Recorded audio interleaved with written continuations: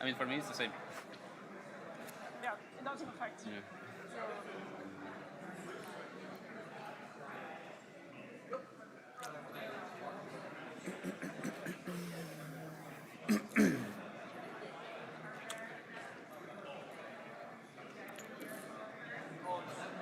Yes.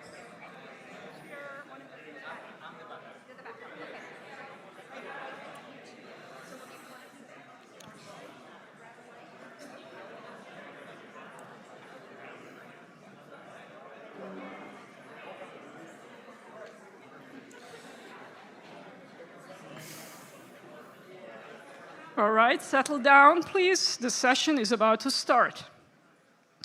I hope that you feel refreshed and are ready for another plenary, second plenary of the morning. Our first speaker in this plenary is Francisco Duque from the Max Planck Institute for Gravitational Physics. Francisco will tell us about astrophysical environment effects in extreme mass ratio inspirals. Okay, so thank you for the introduction. If you pay attention to GRQC in arXiv regularly, you will know that the business that I'm going to talk about is kind of a hot topic. Does this work or no?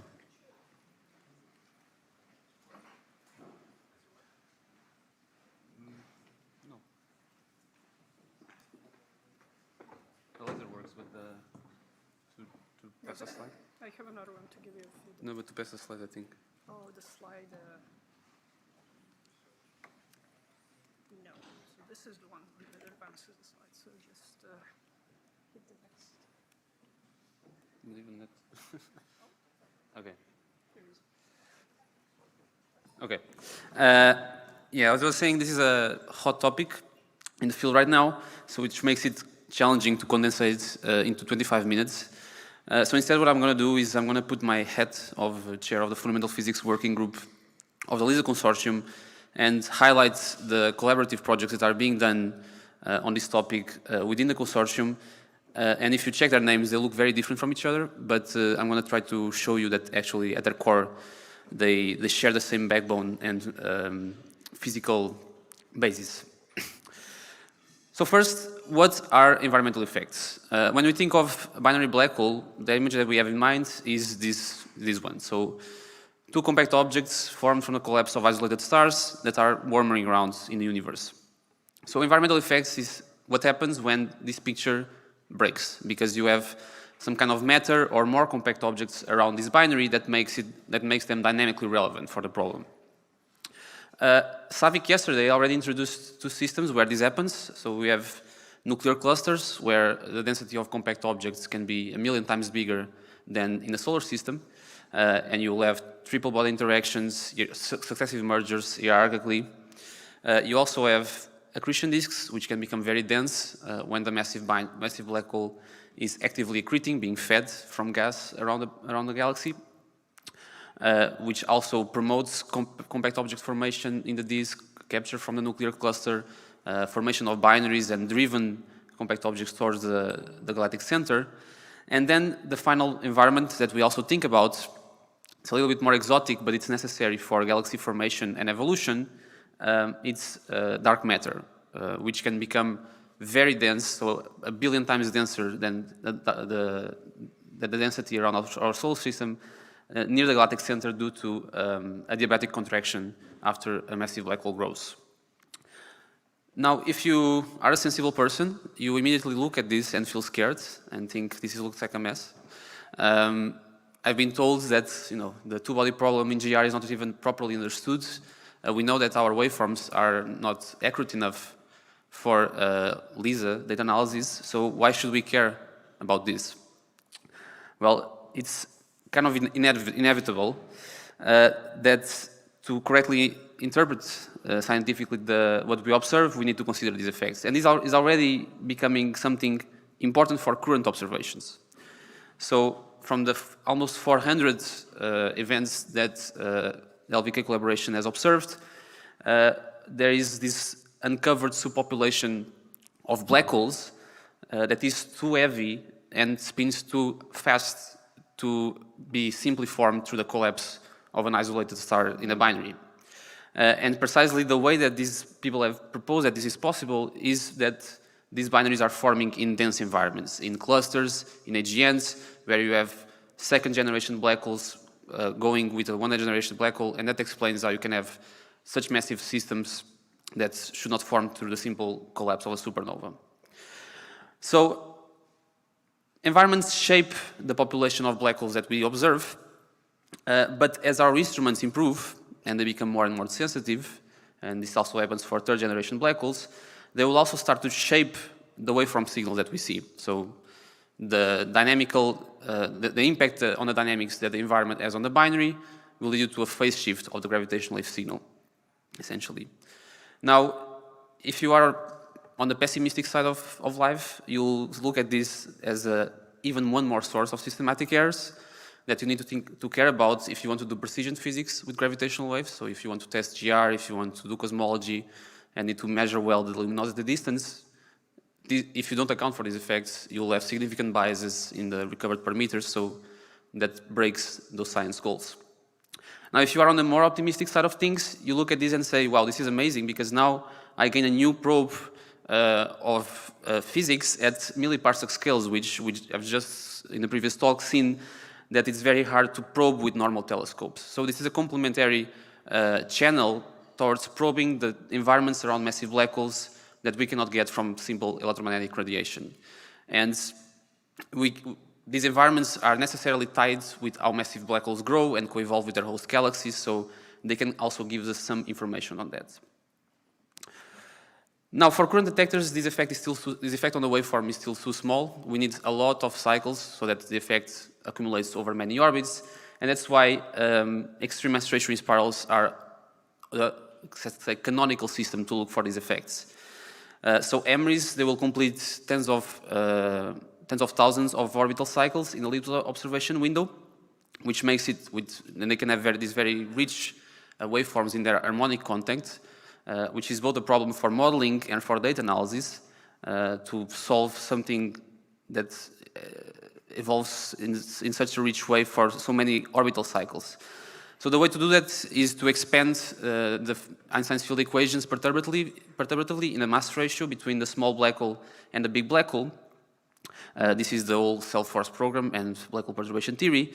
But then you need to be able to efficiently generate waveforms for such a long time scale.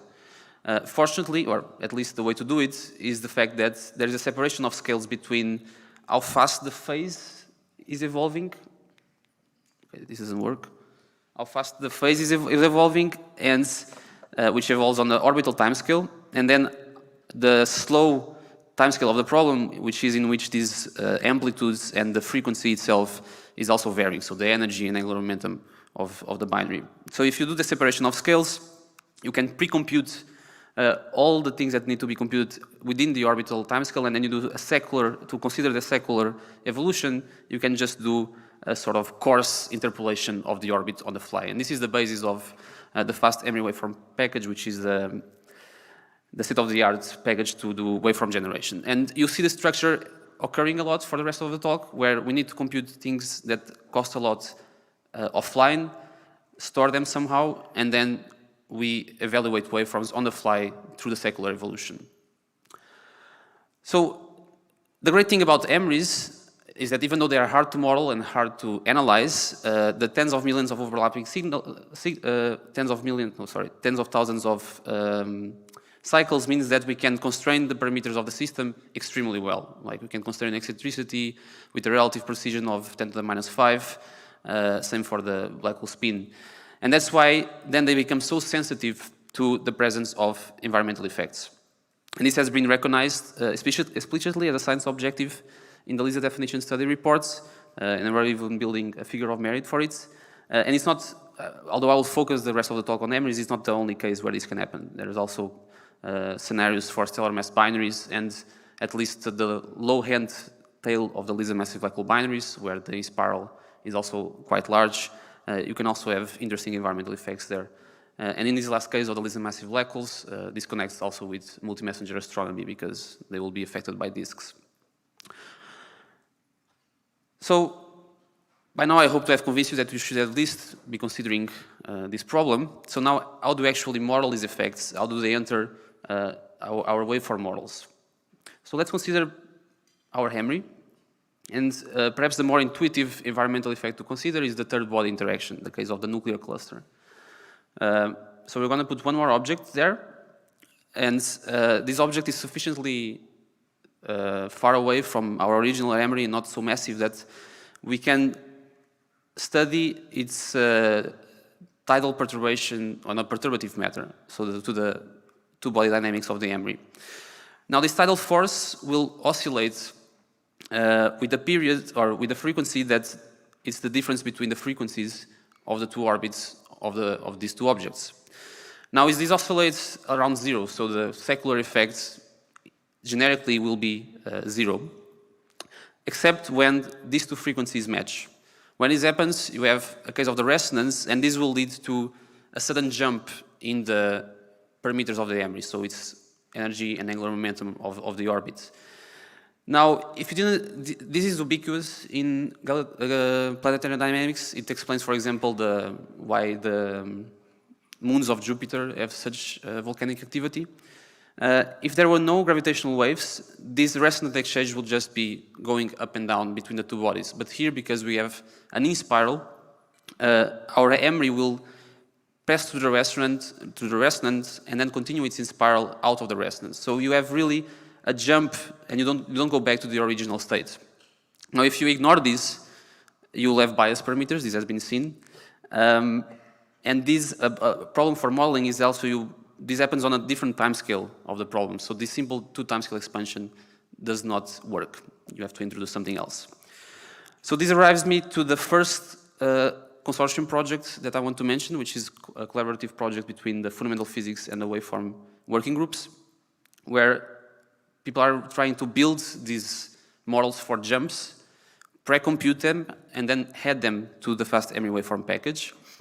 And they are building two codes. One solves the orbital dynamics on the orbital timescale. It's a slow, accurate oscillating elements code that can serve as a baseline for the problem. And you can actually do this generically for other environmental effects. And the other is a way to predict within a few framework when these resonances will occur and have a cheap way to at least evaluate these jumps. And at least they already have something working on for a toy model, and probably within the next 6 months, something more robust will come out of it. Before I move on to the next environmental effect, I also want to mention that in the case of triple systems, there's also this class of systems called B-HEMRIs, so binary HEMRIs, where you have a small stellar mass binary orbiting around a massive black hole.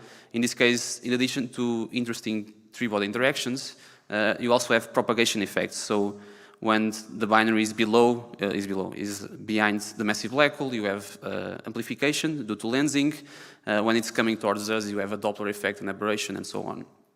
I will not go into detail here, but if you want to look into more detail, check the references. Okay, so this finishes the part of tidal resonances. And in fact, I could finish the talk here because the rest is just repetition. So imagine that now we don't have a single body or a third body. We start adding more and more and more. So some of these will fall into my HEMRI, and in this case you have accretion. But because the stellar mass black holes have such a small cross-section, this effect is not that dynamically important compared to the others, which is the fact that now you have a sum over a lot of tidal resonances. And now if you take the continuum of having a continuum of particles around my HEMRI, what you have is a cloud of particles, and if you ignore that they are interacting between each other, you need to basically integrate all the tidal resonances from this cloud of particles over the phase space distribution describing this cloud. So it's probability that one particle has some energy and angular momentum. Now this might not be obvious, but a collisionless cloud of particles that is coupled only to gravity is precisely dark matter. And this integral over the phase space distribution is a global version of what will be the dynamical friction, where Dynamical friction is a local version of this, where you approximate on the frame around the secondary, and you consider only scattering of particles. But if you try to do this in a global version, you really arrive at the same result. And this has been seen in the Newtonian limit. And now people are attempting to do it in the relativistic regime, but it's a very hard problem. So at least at the relativistic way, what has been done and accomplished so far is to do this relativistic extension of the local dynamical friction, or to consider an effective description of dark matter in terms of fluids, where you then use techniques from black hole perturbation theory that are very analogous to what is done in relativistic stars. Now, in both cases, in both these approaches, what has been seen is that when you model these things relativistically, you get an amplification of the effect that the dark matter distribution has on the evolution of the MRI in the strong field gravity regime. So the effect can be 10 times stronger than what the Newtonian estimate suggests. Why this is happening?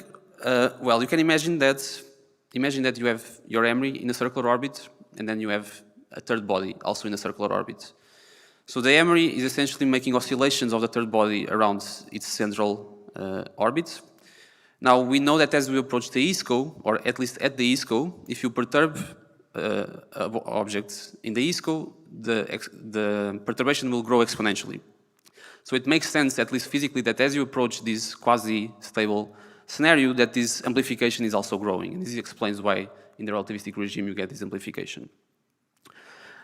Now, this is good, at least if you care about this, because if the effect is stronger, it's more relevant for observations, and you can put bounds on the dark matter density from observations of MRIs in these systems. And we don't know if these dark matter overdensities exist, but if we don't observe any with MRI observations, this at least tells us something about how massive black holes grow, how often they are merging within the edge of the universe, what's the effect of the dynamics of the cluster in this dark matter distribution. And so at the level of the LISA consortium, what is being done is to try to unify these effective dark matter descriptions, so this local dynamical friction with this fluid-like description, and then generates all these data sets for the energy flux or corrections to the energy flux and angular momentum for the MRI, and integrate them into Fuse so that they can be analyzed with future observations. And I'll say something about this more at the end. So how am I doing on time? 16 minutes. Okay, perfect. Okay, so now moving to the next environment. I try to draw this in a way that if you look at it, what it should remind you is almost like an atom. At least a Niels Bohr version of an atom where you have concrete orbits. So in this particle-like description of dark matter, this only works if the de Broglie wavelength of the dark matter particles is much smaller than the black hole size. Now what will happen is that if you consider successively less heavy dark matter particles, so lighter particles, at some point this de Broglie wavelength will start to become comparable with the black hole horizon size. And when this happens, you no longer have a particle-like description, and you gain a wave-like description of this structure. So you don't have a distribution function for the particles. What you have is a wave function. Now, historically, this wave dark matter has been proposed for two different reasons. The first is that at least on the very light end, ultralight end, with 10 to the minus 23 electron volts, this could explain or this could cure the cusp that we observe in dark matter simulations, because then you have a flat profile of dark matter. So this is what is called fuzzy dark matter in comparison to cold dark matter. But then it also became relevant more in the context of beyond standard model physics, and even string theory, where these scalar fields can be justified. Now, what happens in this case, where the mass of the dark matter field is, or at least this Compton wavelength, is comparable to the black hole size, is that you can have a resonant extraction of angular momentum from the massive black hole, and the field grows into these very dense clouds that can be like more than 1 million times denser than an AGN disk. So this is what's called superradiant. And they really have a structure that is very similar to the structure of the hydrogen atom. So now, when we think about tidal resonances, it's almost the same thing as thinking about transitions between orbital states of the atom, or in the case where the energy that is given from the binary to the dark matter field, if it's too large, the field can leave its bound state and sort of have ionization. But at the core, this is really the same as we have just seen. It's just now I don't have particles, I have a scalar wave equation for dark matter distribution. Now, when people have modeled this, they have again seen the same thing as before, that in the relativistic regime, you have an amplification of this effect by an order of magnitude, which again makes it more relevant. And something that is quite interesting here is that because now the black hole becomes sensitive to the scale of the dark matter field, this means that it can distinguish between the size of the particle. So, and this size is directly related with its mass. So now, if you try to analyze this in mock LISA data, you can no longer just constrain the dark matter density or the mass of the clouds, but you can really constrain the fundamental mass of the field when you are in this regime. So at the level of the LISA consortium, what is being done, so this system is probably the simplest one to understand, at least at the fundamental level, because you are just solving the Einstein-Klein-Gordon equation. So this has become sort of the playground to try to do the modeling of MRIs in astrophysical environmental effects at a very rigorous level within the self-force framework. And this is what is being pursued there, so that it can then be used and applied to the other environments. And after this is well done, you will repeat the same steps of generating fluxes for these systems, add them to Few, so that they can be used for data analysis. Okay, now I've talked about triple systems. I talked about dark matter. The one that's missing is accretion disks. So the two important words here for dark matter is collisionless and only coupled to gravity. So now if you relax these two assumptions, you get an accretion disk. So if you have a collisional gas that also couples to electromagnetism and that can shock and radiate away the energy, that radiation of energy will make the particles in the disk collapse to the low energy state, which is precisely equatorial disk in circular motion. And that's how you form a disk. Now, so even though that's at the microphysical level, it's a little bit different, in the end, the same resonance structure can be translated from what we had before. And in fact, recently, there were 3 works modeling these systems in the relativistic regime, and they used different techniques, but very similar machinery that was done to model MRIs in dark matter spikes and in dark matter clouds. So again, here you have amplification in the relativistic regime. Something quite interesting that we also saw. So we all saw this is that we have an inversion of the sign of the disk torque on the MRI close to the ISCO. So instead of accelerating the spiral, the disk is stalling the spiral. Unfortunately, this happens so strong in the field gravity regime that's probably not very relevant for observations, but still interesting to observe it. And now this amplification again changes what LISA can observe, because it makes LISA capable of distinguishing between different configurations, so different densities and how fast the disk is being accreted by the massive black hole. This directly relates with also how bright the disk is.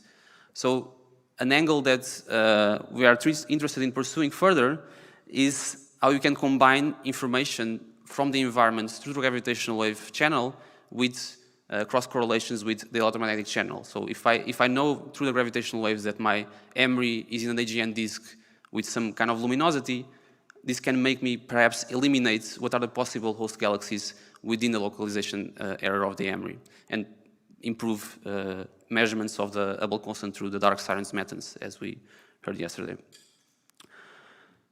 So these models were done in a very simplistic laminar-like regime, but AGN disks are very complicated, as many talks here are pointing out.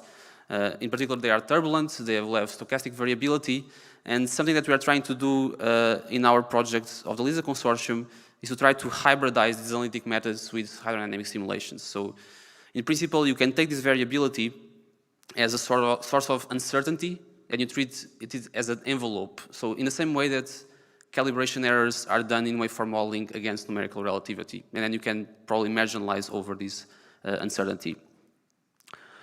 So this is what we are doing in the project that I'm coordinating, and the final thing that I'm going to talk about is actually how you do this in practice to then confront it with data. So, you know, I come from theory where things are very nice, but after working for 3 years with Jonathan Gare, he collapsed all my hopes and dreams by showing me how data analysis for LISA is so hard. So in particular, we need this global fit to disentangle the tens of millions of overlapping signals in LISA, and you will hear more about it tomorrow. But now I'm telling you that we need this global fit and multiply it by all the physical scenarios that can be interesting, and I mean, this is just impossible to do, both technically and computationally. You'll lose almost as much energy as the one that is being wasted to cool down this room with the AC. So the expected way to do this is to first do the fit using vacuum models, and then post-process the catalog that the ground segments build to try to search for these effects. And now, how to do this in practice, I have some suggestions. I cannot go into detail on them, but I urge you to all think about it. But what I want to finalize with is that just directly comparing the data against all the physical models itself is not even feasible, even at the post-processing level. So what we are pursuing is we're trying to build phenomenological waveforms that are flexible enough to fit the data without committing to a specific physical model. So the zeroth order iteration of that will be a power law fit of these effects. And this seems to work kind of well, at least for the case of the accretion disk. This has work that has been done by Lorenzo, who is on the room. So here you see essentially the fractional power that is left if you try to fit with the power law model over against the physical model. And it's, at least for the SNRs that we expect to see to observe MRIs, is not significant. But then we are faced with the question of how you can then map the parametric models to, or the model agnostic models to the physical models. You can do this perhaps learning the inverse map with some kind of neural network, doing reweighting against a different parameterization. But I'm already over time to go into that. So the final most important question is that, or at least what I try to convince you, is that this is a subject that is very challenging, but it's also very rich physically. So you have almost all fundamental constants of nature involved in the problem. You have different techniques being necessary to solve the problem. And this is really the situation where something like the consortium shines, because it brings together people with different backgrounds that can tackle these challenging problems in an interdisciplinary way. So I'm going to shut up, and you're going to clap because you are polite, but do it not just for me, but also to thank all the great work that is being done by all these people.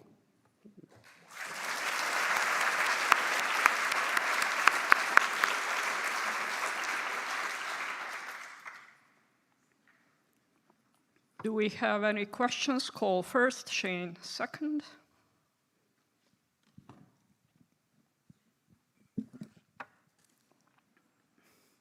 First, Shane second, or go ahead, Shane. I can go first, yeah. Okay, thanks, Francisco. That was great.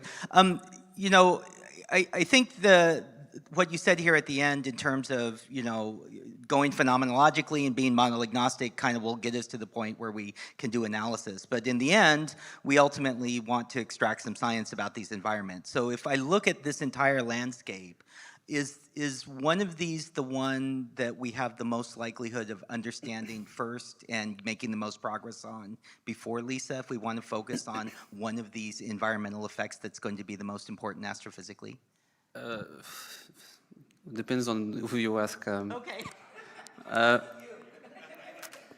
I mean, so I'm going to say various answers to that question. So we know that accretion disks exist. So that will be one to focus in particular. But we also know that they are the harder ones to model.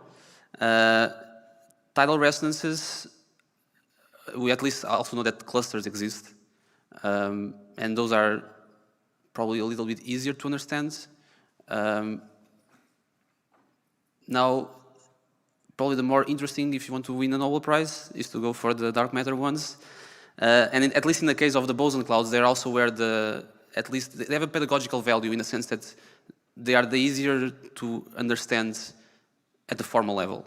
So many, as I said, many ideas that we used for the accretion in this case come from years of work on the boson clouds. So I would say that considering how transversal the techniques are, it doesn't make sense to just focus on one because really at their backbone, they are the same. They are just resonant interactions of particles or of a state with the emery. Yeah. I think I gave a politically correct answer.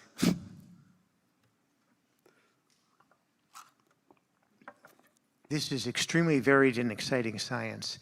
When you're thinking about learning about the accretion disks, what are you assuming regarding how long you can maintain a coherent waveform? Is it, for example, years? Because that's a lot of cycles to get straight. Yeah, so that's a very good question, and I usually don't say this.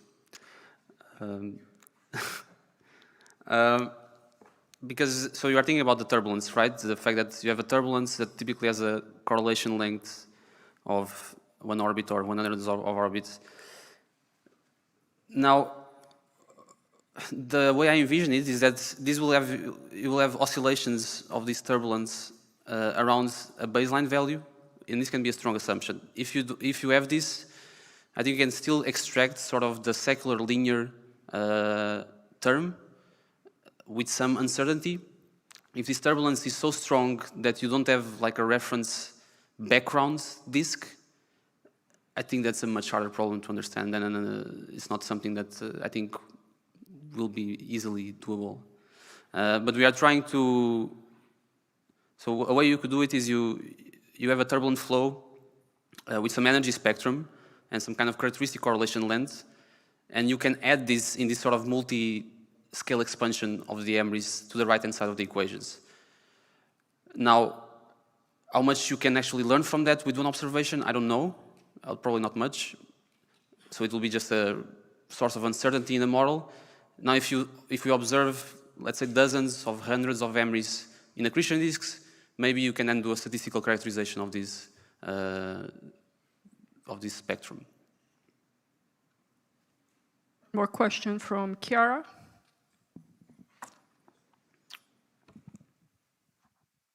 Thank you very much for the talk. I had actually two questions. The first one is, what is the range of mass that you can probe of ultralight dark matter mass? I've seen you had a 10 to the minus 17 electron volt, I think, there for your... Yep. I suppose you can probe some range of this, but maybe not too wide? So we can probe between...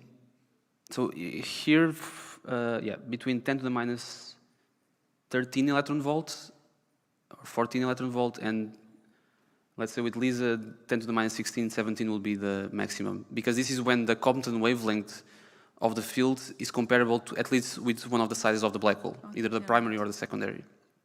The other question I had concerned, so did I understand correctly that these accretion disks are the accretion disks formed of dark matter? No. This is okay. gas, sorry. Gas, okay, Yeah. okay, sorry. Thank you. Yeah.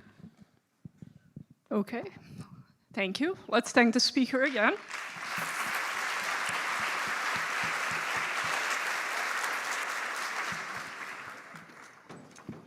Thank you, excellent.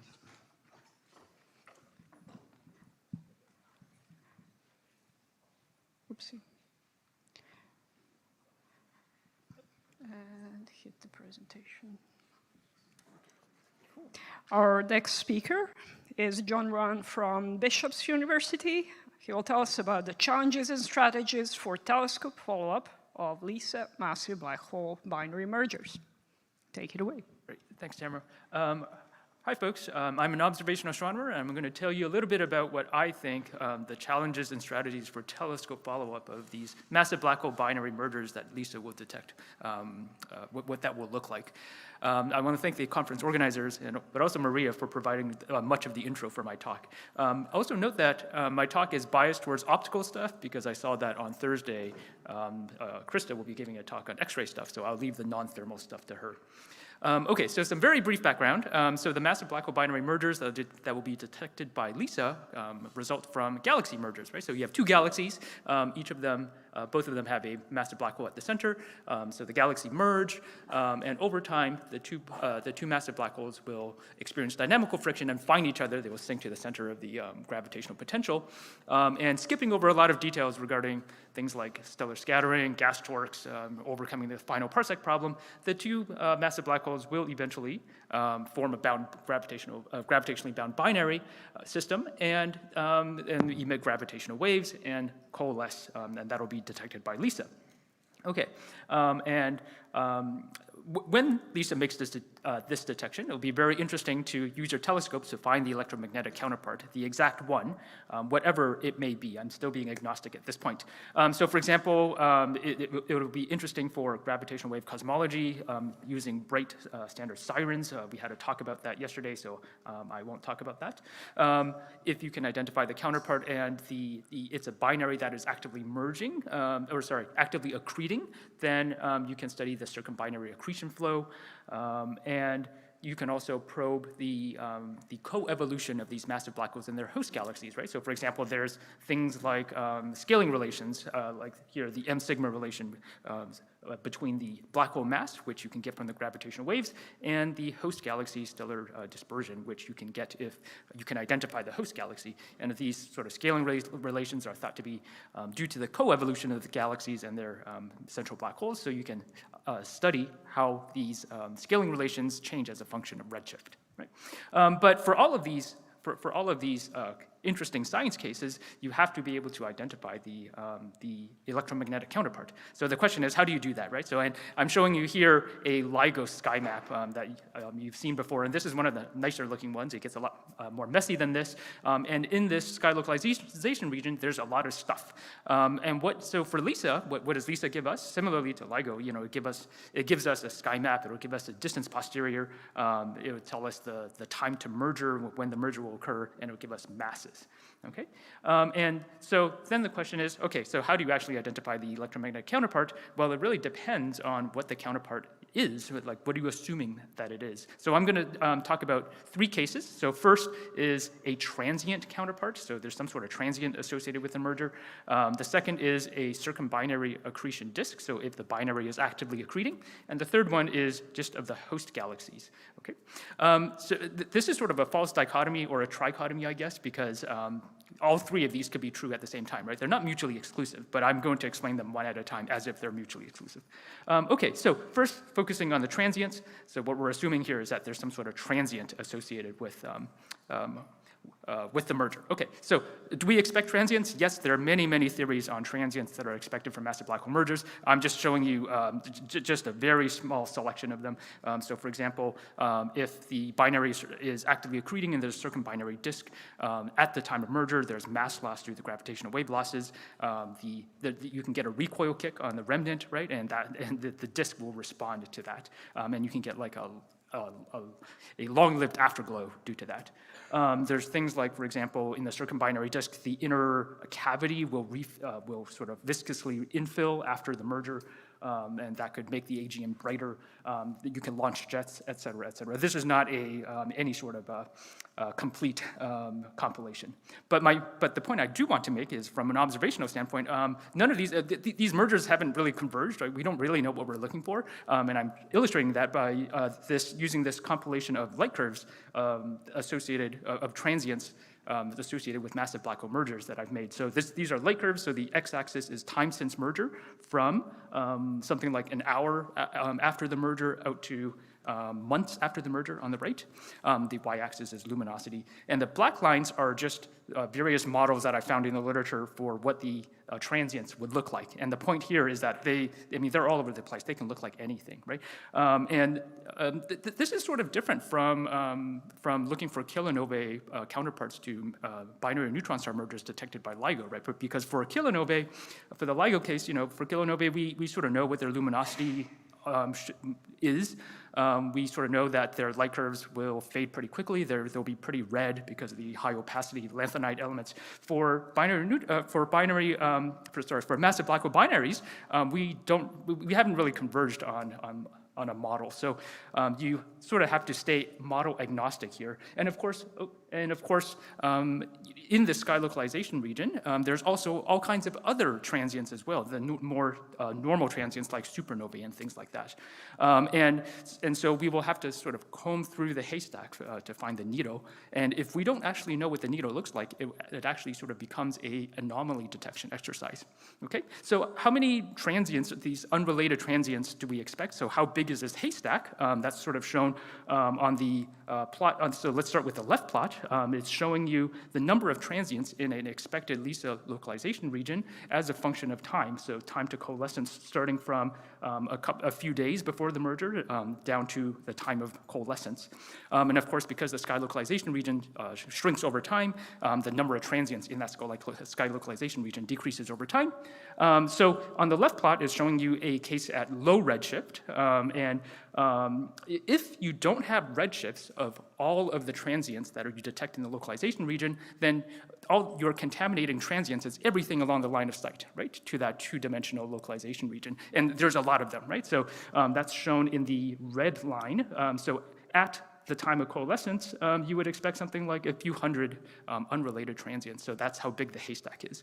Now, if you actually have the redshifts of all the transients, you can throw out most of the contaminating transients, because then you can use the difference information from the gravitational waves to only consider transients in that three-dimensional sky localization volume, which is much smaller, right? So you're no longer looking at everything along the line of sight, and instead you're only looking at in that localization volume. And so that's shown in the blue there, in the blue line. So at the time of coalescence, you get less than one unrelated transients, which you might think, oh, great, so problem solved. But however, that's not true if you're looking at higher redshifts. So in the middle panel, that's at redshifts around 1 or so. On the panel on the right, that's at even higher redshifts, around 2, greater than 2.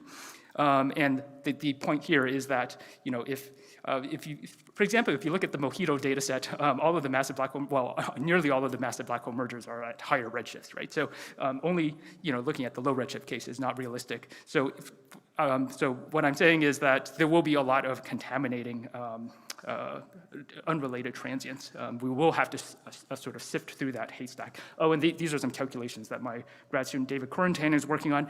So how do you sift through that haystack? So if you accept that, yes, there will be unrelated transients in the sky localization volume, I think you'll have to do some sort of anomaly detection, outlier detection exercise. And there are ways to do that, right? So this is just an example of, you can do this by on your light curves of the transients by training a variational recurrent autoencoder, which takes the sort of qualitative properties of your light curves and reduces it down to a low dimensional latent space where you can do outlier detection. I won't get into this, but there are ways to do this, okay? All right, so that's for transients. Moving on to what about for circumbinary accretion? So in this case, we're assuming that the binary is actually accreting and there is a circumbinary disk, right? So simulations have long shown that, the circumbinary disk has this sort of structure where you get a cavity on the inside and there's many disks around each of the two black holes and there's streams, et cetera, et cetera. However, many of these simulations have predicted that you should see periodicities in the electromagnetic emission. So, for example, in light curves, you should see periodicities from things like accretion rate modulations from the lumps in the disk, like you sort of see a lump in the disk in the simulation. There could be Doppler boosting of the mini disk emission around one or both of the black holes. There could be self-lensing of the disks, where one black hole moves sort of behind the other, and the mini-disk emission is lensed by the other black hole. There could be periodic jets, et cetera, et cetera. But the point is that there could be there's many models for periodicity. So it is interesting to look for periodicities, and especially because, if your localization region is large, you want to be able to use, and you want to use time domain information. You want to be able to use these wide field time domain surveys like Ruan LSST. Okay, so there's a long history of looking for periodicities in light curves that Maria already covered. This is just a pretty well-known example of a previously claimed periodic AGN from like a decade ago now. But how would you do this in LISA? So for LISA, you would still contend with the issues of the stochastic variability of normal AGN. So even for normal AGN, even without a binary in them, they're still stochastically variable.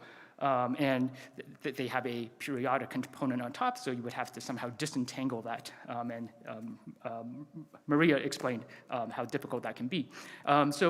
Some people have suggested things like, for example, you can use the gravitational waveform as a sort of a template for your optical search. So if you assume that the periodicity in the optical light curve has a similar period or period evolution, or even if it's like phase locked to the gravitational waves, that makes the search in the optical light curves a lot easier. I tend not to like that because, in my view, the search for periodicity in the optical light curves should be more flexible and make minimal assumptions, because I don't think you want to necessarily assume that the optical periodicity has the same period and period evolution as the gravitational waves.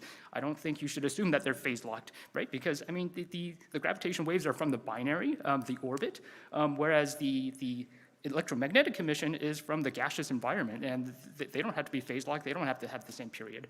They don't have to have the same shape for the periodic component, right? Like, it doesn't have to look sinusoid. It could look like flares. It could look like other things. How do you do this search for periodicities in light curves while making minimal assumptions? So my postdoc Wei Xiang has been working on this, and so he has this new code called EasyTau-X, which models multi-band light curves of AGN using Gaussian processes to look for periodicities. This is just showing an example simulated Ruan LSST light curve of AGN. So there's 2 bands here. LSST has more bands, but here I'm only showing 2. And he does this modeling to look for periodicities using Gaussian processes. So he models this using Gaussian processes, and in the kernel for this Gaussian process, it includes a damp random walk, and as well as a Lorentzian, which takes into account a quasi-periodic component in the light curve. So here I'm showing you essentially a power spectrum, a PSD, and so this is PSD as a function of frequency for the damp random walk component, which models the stochastic component of the light curve, as well as on the bottom is the Lorentzian. You can see it has a sharp peak, which picks out the periodicity, but it has some width as well, so that you can pick out quasi-periodicities, and also the width allows you to pick out periodicities where the periodic component can have any sort of weird shape. So it can pick out flares, it can pick out sawtooth patterns, et cetera. So not just sinusoids. So, and also this code is JAX accelerated. So it's very, very fast, blazingly fast, and it's scalable to LSST data volumes. And this is just an example of some tests that we've done. So this is a simulated Ruan LSST light curve that's stochastic, plus it has an underlying periodic component, which is shown in the faint gray, so it looks sinusoid. And on the right is the PSD where we show that you can pick out the peak there.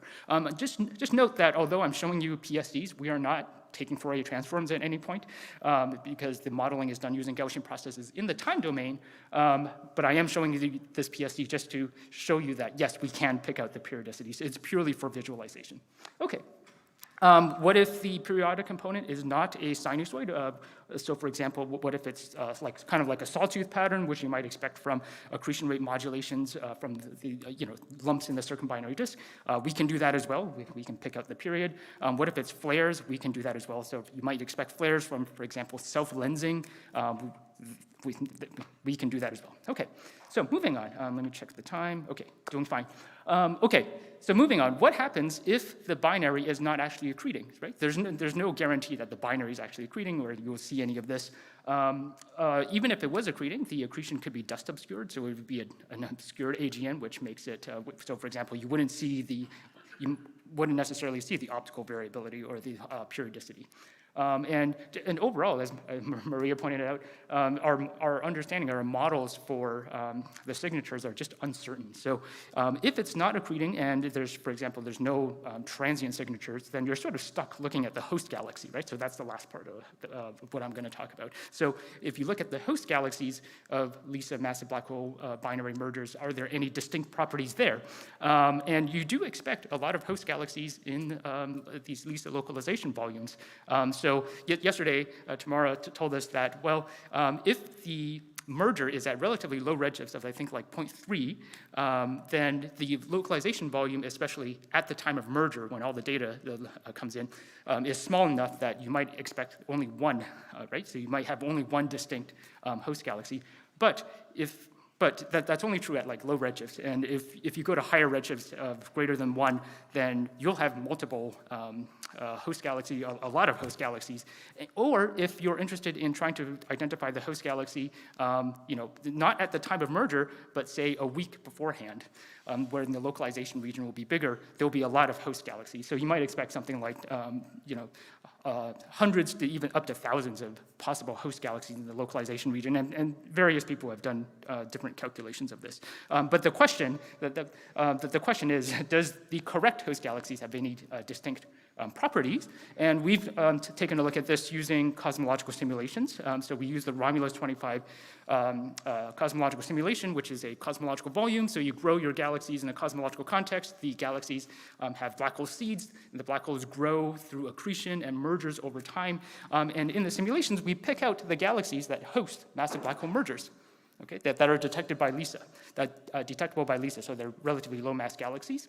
And then we also pick out a sample of galaxies that don't host massive black hole mergers as a control sample for comparison. Okay, and the control sample is mass matched and redshift matched to the massive black hole merger hosts. Okay, so on the top, I'm showing you a selection of images of the massive black hole merger host galaxies, and the bottom row are a selection of control galaxies. And the question is, do you see any differences, right? So that's what we're doing here. And how we do this is we pick out the simulated galaxies in the simulation, and we make synthetic observations. So we do ours. If you're into simulations, we do our stellar population synthesis, we do our dust radiative transfer, and we make synthetic images, we make synthetic spectra, et cetera. This is some work that was done by my former undergrad, Jane Burdaddy. Okay, so, but then the question is, okay, wait, hold on, do we actually expect any distinct properties of massive black hole merger host galaxies? And the answer is yes, because these host galaxies, these binaries form through galaxy mergers, right? So in the past, there was a galaxy merger, and these LISA host galaxies are smaller, and so the galaxies are gas-rich. So you had this gas-rich merger, and then during that gas-rich merger, you might expect some sort of burst of star formation because the galaxies are so gas-rich. And then some time later, up to giga-years later, the two black holes will merge. Okay, so when LISA detects one of these mergers, sometime in the past, maybe up to giga-years in the past, you might expect a burst of star formation, a starburst in the past. Okay, is this true? Well, when we look at our simulations, the answer is yes. Right. So I'm showing you star formation histories of from the simulation of the massive black hole merger hosts in the red. So hold on. So in the x-axis is look-back time from the merger. So on the left there at look-back time of 0, that's when the merger occurs. That's when the LISA detection is. And then going back in time is moving to the right. On the y-axis is the star formation rate, okay? So for the massive black hole merger hosts that's in the red, you can see something like 2 giga-years before the merger, there was a huge spike in star formation. That's a starburst. And then closer to the merger, closer to the LISA detection, so when LISA makes this detection, the star formation rate is now very low. So that galaxy is now quenched. Okay, and this is in stark contrast to the control galaxies in the blue, which they more or less trace the cosmic star formation history, and so at the moment their star formation rate is still pretty high. So in a nutshell, what this is saying is when LISA makes its detection, the host galaxy is this is suggesting that the host galaxy had a starburst a couple giga-years ago and is now quenched. Of course, observationally, you can't probe star formation histories directly, and so you would do things like, for example, look at spectra. So if you get rest frame optical spectra of all the galaxies in this localization volume, you can look at spectral indices such as the 4,000 angstrom break and the H delta equivalent width. So the 4,000 angstrom break on the x-axis here probes a more or less a sort of a current star formation rate, whereas the H delta equivalent width probes the star formation rate a bit in the past, so maybe like 0.2 gigayears or so.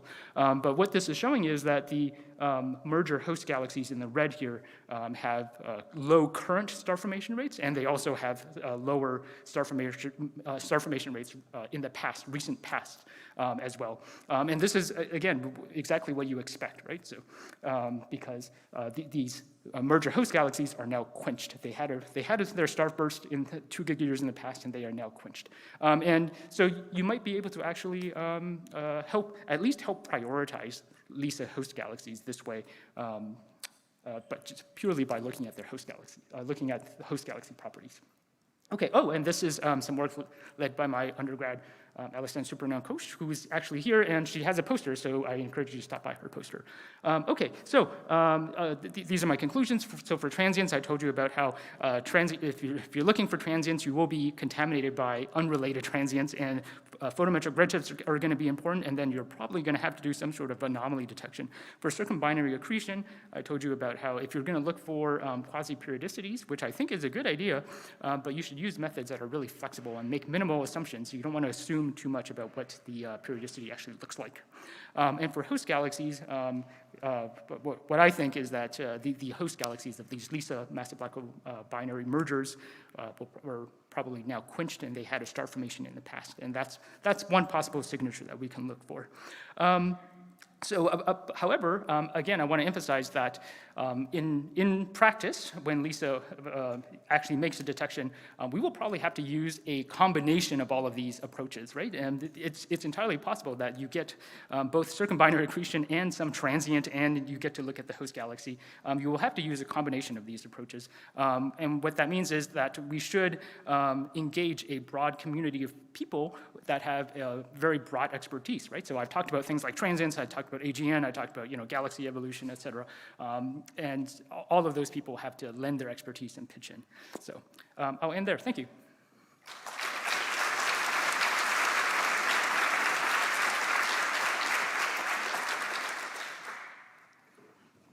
Thank you. Excellent talk. So let's start from this side of the room and move to the left. Thanks for the nice talk. I was wondering for the second point, what are the parameters which we can only fit, like what are the parameters, free parameters we have, which we cannot infer from M sigma or other things? Like what are the uncertainties on those? Are you talking about? The Gaussian model you have? No. The flexible model you have? Okay. What are the three parameters? So I'm asking what kind of free parameters you are going to fit when the real data comes. Free parameters, yeah, okay. So, I mean, there's the standard the kernel includes a damp random walk, right? So there's the standard damp random walk parameters of like the characteristic time scale, and there's an amplitude parameter in there. And then you have parameters for the Lorentzian as well. So for example, this is showing the differences in the quality parameter, which controls the width of that and how sharply peaked. And of course, that is purposely so. You want to have that parameter because that allows it to be flexible enough to pick out things that are quasi-periodic or has some weird shape for the periodic component with some weird light curve shape. Yeah. Okay. Next question is from Savik.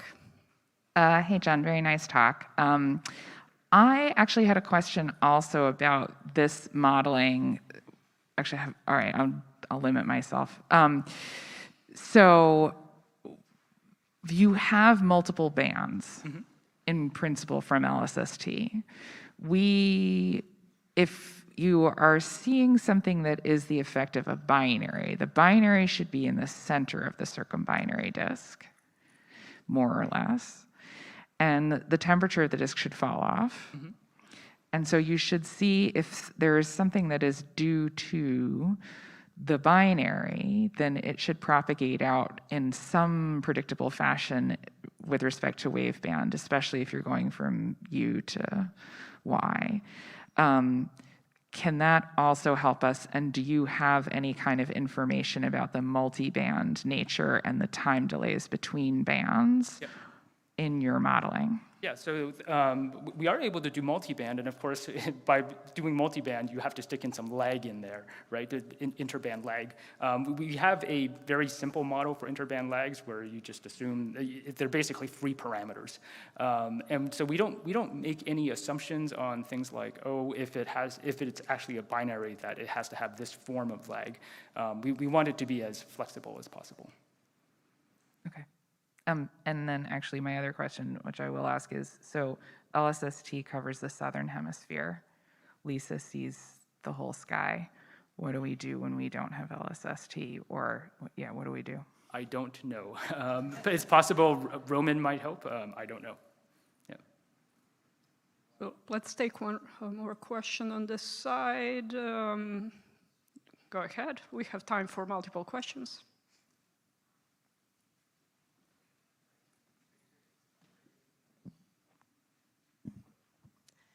Thank you for the great talk. I had a question about the host galaxy properties and kind of how to tell mergers apart from isolated galaxies. And you did this work with cosmological simulations. I'm wondering if you're considering and if it's possible or plausible to use like post-merger catalogs from DESI or from Roman and looking for maybe like asymmetry, concentration, and also like the star formation histories. So just augmenting this with observations of dwarf galaxy post-mergers. Yeah, so you know, my student Jaden actually looked at things like morphologies and stellar kinematics using these simulated galaxies. And we did find that they're distinct like morphologies and stellar kinematics, but they're mostly relevant for, so for example, merger host galaxies tend to have a bigger bulge and they tend to have more complicated stellar kinematics, but that's actually mostly for supermassive black holes that are relevant for PTAs. And I think that's because those properties are more commonly associated with dry mergers, so gas-poor mergers, whereas for LISA, the galaxies are smaller, so there'll be more wet mergers. And so to me, it's probably the past starburst that's most relevant. We have an online question. Yeah, the question is from Alessandra De Rosa. She says, thanks for the talk. Do you think that X-ray spectral signatures or variability studies could provide an effective route to identifying binary supermassive black holes, even if they appear primarily as variable rather than transient sources? I don't think I fully heard the question. I didn't hear the question very well. I'll repeat it. She says, do you think that X-ray spectral signatures or variability studies could provide an effective route to identifying binary supermassive black holes, even if they appear primarily as variable rather than transient sources? Okay, so X-ray. Okay, so I purposely didn't talk about X-rays in my talk because Krista is going to talk about them. But yeah, there are X-ray signatures as well that don't depend on transient emission. Like, so for example, like Tamara's group has done work on things like the iron K alpha line and things like that. Right? We have another question. No? That question has gone away. Okay, everyone understands everything. Excellent. Let's thank John once more for an excellent talk.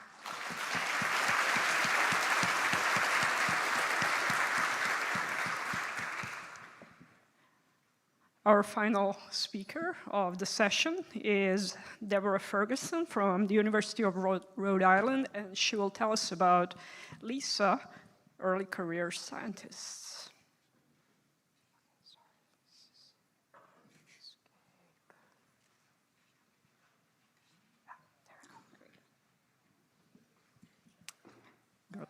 Is that good?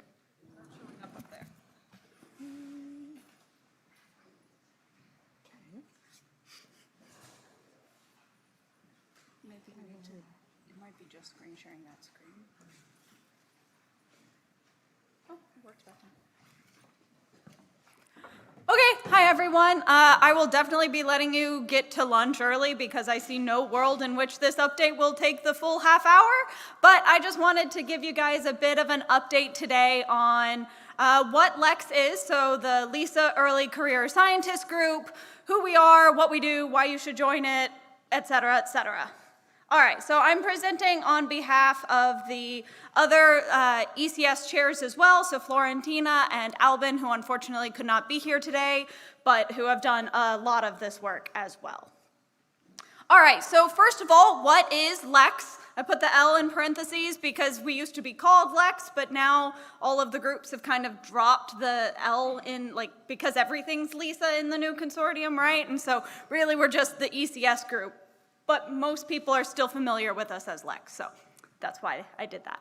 All right, but the purpose of the ECS group is to gather scientists who are early in their career in order to do many things, including foster collaboration, support career development, promote their inclusion in leadership, and to create opportunities for them to discuss their needs, share their experiences, and just help create a welcoming and inclusive environment inside the LISA consortium. So who is LECS? So the formal definition, I think, is still a little in flux, but at least for now, the definition is basically scientists who either haven't been awarded a PhD yet or have been awarded a PhD during their last 7 years, with that duration subject to adjustments according to career breaks, for example.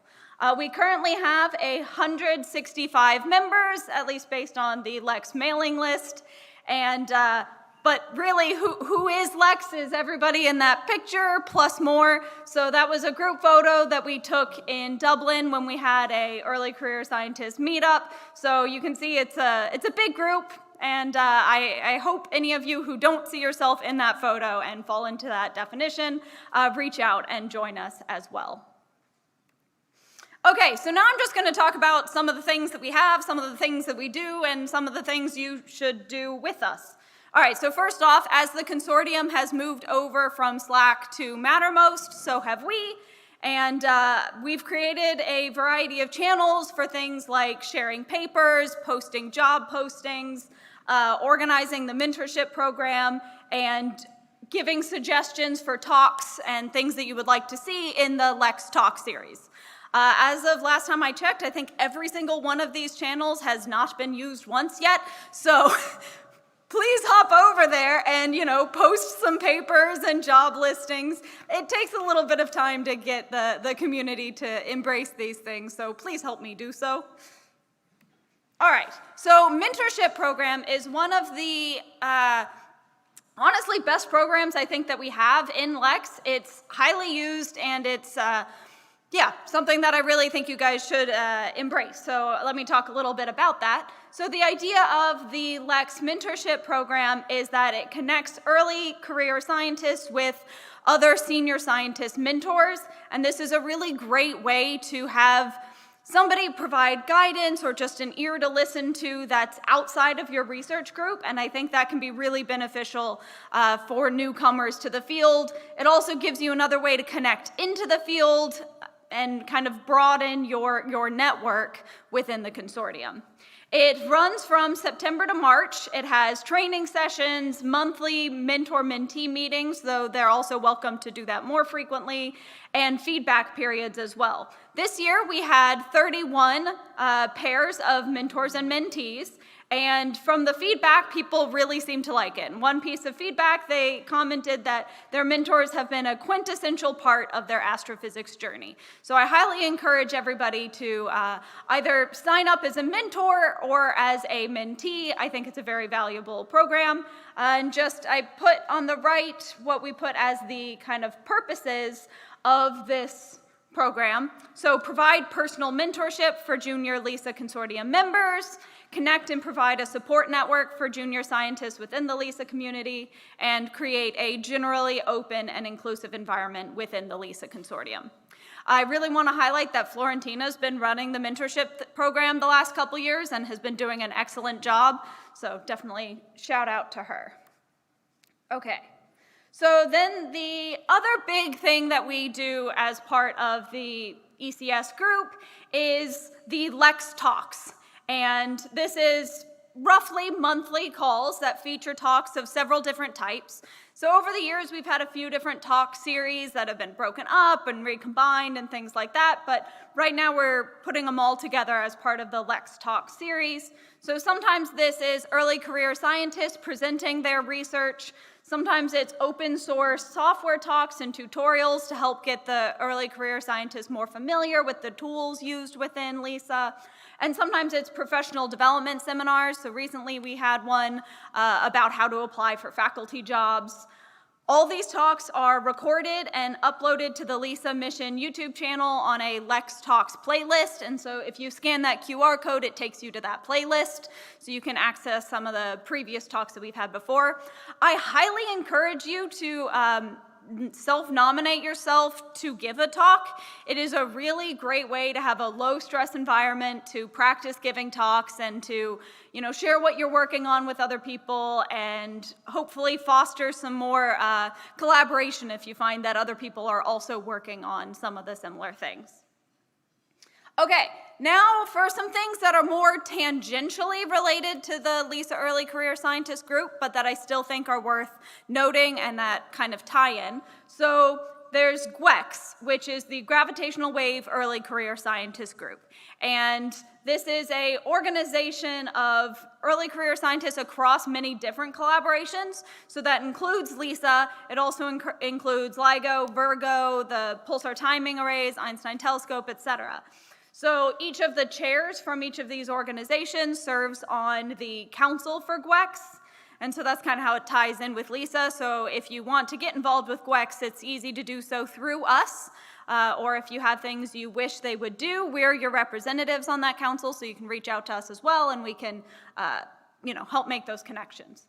So it offers many things. GWEX is a really great program. They have job fairs is one of the big things that's been really successful. So whether you are looking for postdocs or grad students, or whether you are looking for a postdoc or graduate position, it connects people and is a really good way to kind of foster it's a job fair. It's great. All right, there's also a number of funding workshops that help you look for things like grants and help you figure out how to apply for postdoc fellowships and things like that. And then relating to that as well, there's just a lot of resources on the GWEX website that references a lot of, career development advice resources, funding resources. They keep a running list of fellowships to apply to and things like that. So definitely take a look at GWEX. It's very helpful. Okay, similarly, something I can take no credit for at all, but that was organized by previous LECS chairs and members. Originally, I had put a bunch of all the organizers' names on here, and then that was too much, so then I took them off, but then I was like, well, that's not right either. And so I do at least want to highlight that Jean-Baptiste was the main organizer for this and put in a lot of work into the LISA School that we had back in 2025. It was a 2-week program, and it covered a lot of the overviews of the different sciences that come into play for LISA. It had tutorials on how to use different tools, and was just all around, everyone seemed to really enjoy it, and it was a great experience for everyone. And their kind of tagline, they can say it better in their own words what the purpose was. So I just grabbed a quote from their site saying the purpose was to gather young researchers interested in LISA science, to foster collaborations, encourage interactions, and train them in the multidisciplinary aspects of the mission and its science. And then what's also really great is all of the recordings from that school are available on their YouTube channel, which I put the tag for, but also if you scan this QR code, it'll take you directly to that channel and that playlist. And so it's a lot of really great resources for early career scientists. Okay, and so then moving forward, a couple things that I just want to highlight. So one, we have the Early Career Scientist Lunch on Thursday. That's a great opportunity to just have a kind of more laid back, casual atmosphere to hang out with each other, talk, decompress a little bit from the conference and get to know each other. So definitely join us for that. And then I want to emphasize the fact that new chairs are going to be taking over. So our election is currently underway, And so the future plans very much can depend on what the new chairs want to focus on. So I anticipate likely continuing things like the mentorship program and the talk series and doing meetups at conferences like this, but also to kind of help them know what you guys would like from ECS. There's a QR code here to a Google form that would welcome suggestions of what would you guys like to see, what would help the ECS group better serve you, and it's pretty free form for suggestions. So please scan that, think about it, and yeah, provide feedback, and hopefully we can continue to grow this group, and thank you all for listening to me.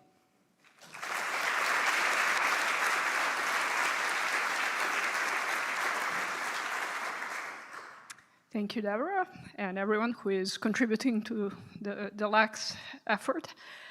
Do we have any questions?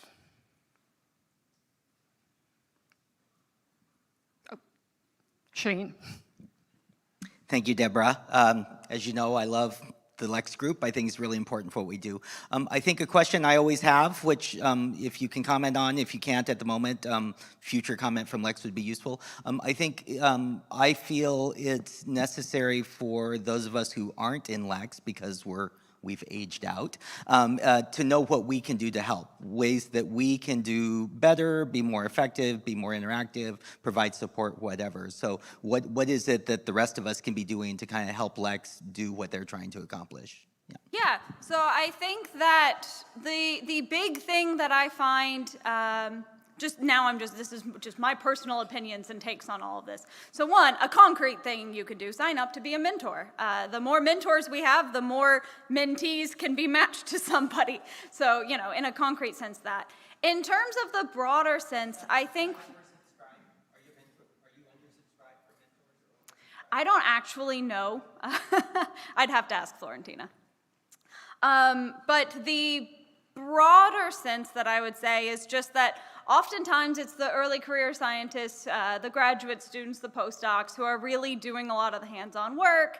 And so I think the community is already doing a great job about this, but just continuing to be cognizant of making sure that they get the recognition and making sure that, you know, they get to give some of the talks and that they, I think that's the biggest thing that I think is important. I will say I do think the LISA Consortium is already doing quite a good job with that. It's just a matter of continuing to be cognizant of it.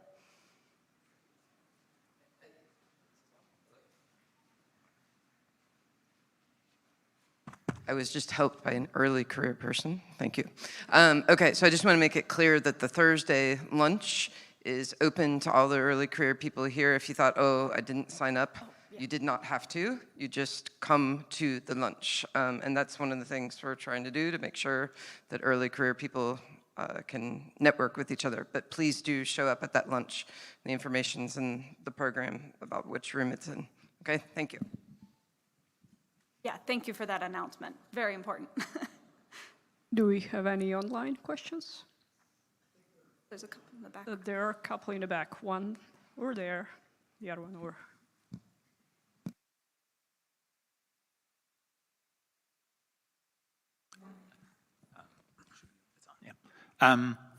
So the grad students who are going to be working on LISA when it launches are in middle school right now. And so I'm wondering if, as part of the early career group, we can begin to reach to undergrads, right? You know, people who are maybe starting to think about building a pathway essentially to the people who will be the undergrads, who will then become the grad students, who will help us, you know, manage everything that's coming. Has anyone thought about sort of trying to build stuff for the undergrads of the future, you know, friendly sort of ways in to play with things and model things and just introduce them to the basic ideas?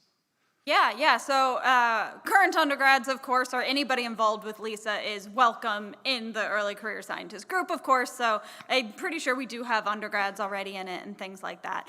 Yeah.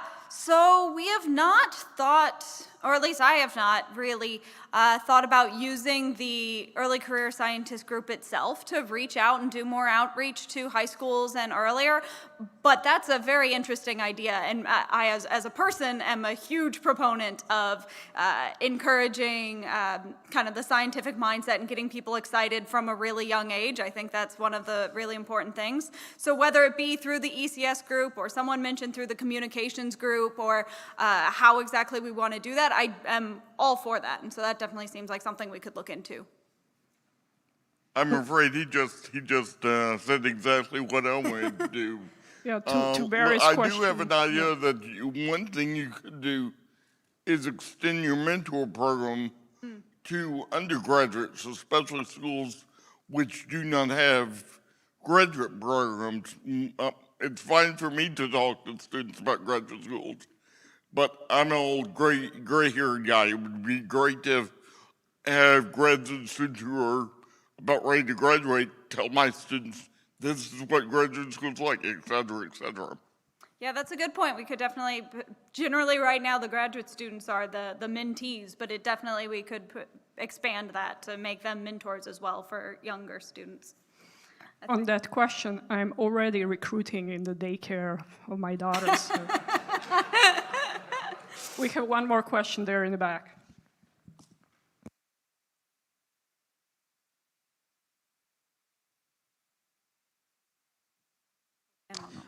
This is more of me sharing my experience than a question. I was part of the first cohort of the ECS mentoring sessions, and I was lucky to have 2 mentors, so I guess that answers the question. We are oversubscribed with the mentors. But I wanted to share that I was an undergrad, I just graduated this year, and for me, it has been a really fruitful experience to talk with both of my mentors, and all the advice that they gave me through applying for grad school, starting on research, and in fact, one of the mentors I'm working with, he is my supervisor now, and I'm presenting on that. So it's, I think this program is really useful for undergrads, and I totally support that. If more communication should be involved in getting more people as mentees into that. Yeah, thank you. Thank you for sharing. That's fantastic to hear. We have a question online from Kim Curry. The question is, are mentor-mentee relationships one-on-one or many-to-many? So I think they're roughly one-on-one, but sometimes they're like one-on-two. Like some people have 2 mentors. I am not entirely sure if we've had situations where one mentor has multiple mentees. I think maybe it depends on if it's oversubscribed. The goal is roughly a one-on-one type of relationship. I can say the comment is, context, I'm not a scientist. I wouldn't be a good single mentor for an early career scientist. I'm sure that we have, can be flexible if somebody wants to be a mentor, but maybe doesn't feel comfortable being their only mentor. Oh, there is one more question in the middle. I was just wondering, so for this type of group, is it only useful if you want to stay in academia? Or because from what I've been hearing, it's mostly postdoc, grad school, or I guess I was wondering if I could find any use to it if I already know I want to go into industry. Yeah, so definitely a thing to scan and put comment on of what maybe you're looking for, because so the mentorship program, since we're asking other people in the community, you're getting mostly other, people who've gone faculty or postdoc route. That doesn't mean that they can't answer questions and help and know people, and maybe they're like, oh, some of my graduate students went to industry, I can connect you to them. So I think the mentorship program could still be useful, even though it's probably more aimed at people staying in academia. The group as a whole, though, the LISA Early Career Scientist group, definitely still join. It's something that I think could definitely be useful for people trying to go into industry as well. It's just a matter of us figuring out who should give talks. Maybe we can find, I know people who were gravitational wave scientists who are now in industry, so if I know people are interested in that, then I can reach out to them and ask them, hey, would you like to talk about how the interview process was and how it's been transitioning into industry and things like that. So we're very open to whatever we feel like, whatever the community feels feels like would best help them. I think since many of us are in the mindset of academia, we don't necessarily think about that. So this is definitely a reach out to us and tell us what you would find helpful, and we'll be happy to foster that. Great. Let's thank all the speakers of this session.